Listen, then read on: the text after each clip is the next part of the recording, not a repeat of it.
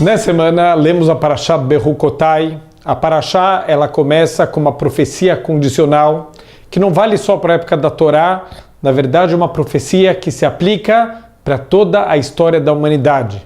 Deus avisa para o povo judeu que todo momento, que im Bechukotai telecho, se vocês andarem nos meus caminhos, nas minhas mitzvot, vocês fizerem o que é correto, eu vou mandar para vocês brachot, todos os tipos de bondade, a agricultura ela vai florescer, vai ter chuva no momento certo, vão ter só coisas boas na vida de vocês, os inimigos vão fugir.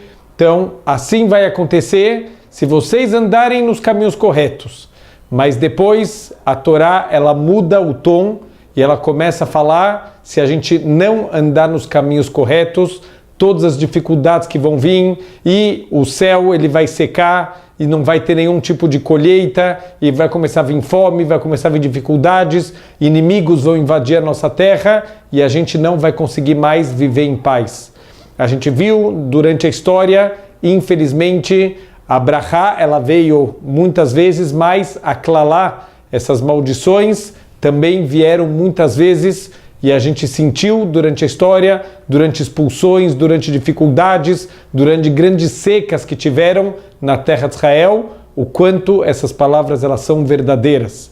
A grande pergunta é por que Deus justamente ele colocou a natureza para aplicar essa, entre aspas, essa bronca, esse castigo no povo judeu, se a gente não cumprir o nosso objetivo, se a gente não fizer a nossa missão.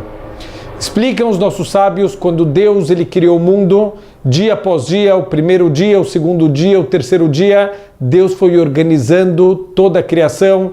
Ele começou com as águas, depois com a terra, depois com a vegetação, os animais aquáticos, depois os animais sobre a terra e por último, o ser humano.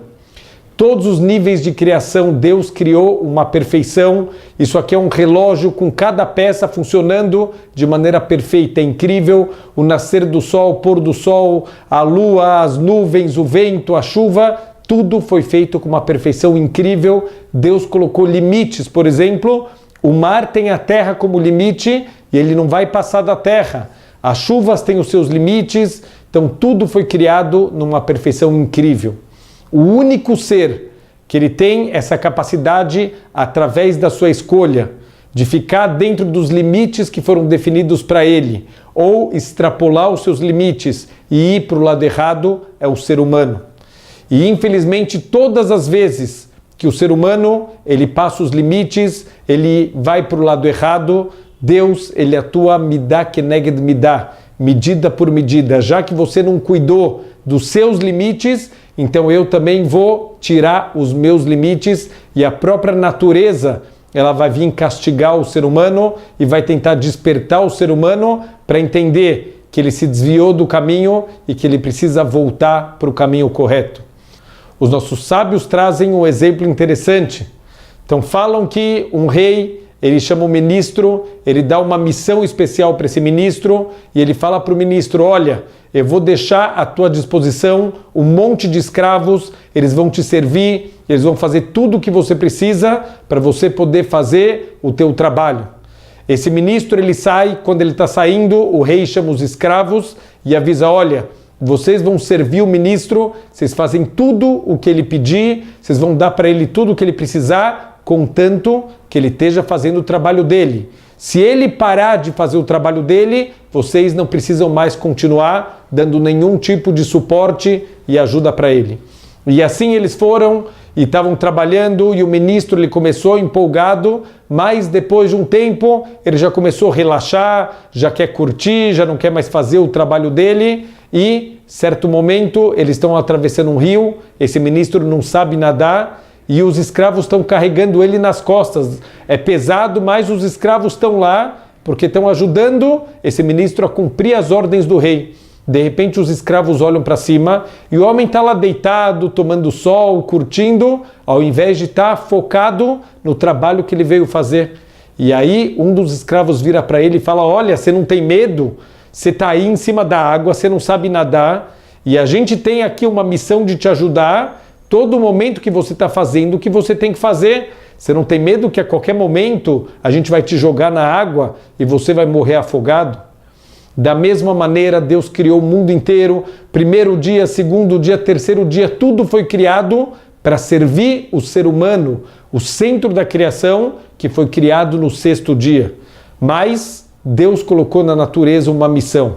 Vocês vão servir o ser humano todo momento que o ser humano está fazendo o que ele tem que fazer. Quando ele está dentro dos limites, quando ele está no trabalho que ele veio fazer, vocês vão servir o ser humano, mas se o ser humano sair dos seus limites, então vocês também podem sair dos seus limites.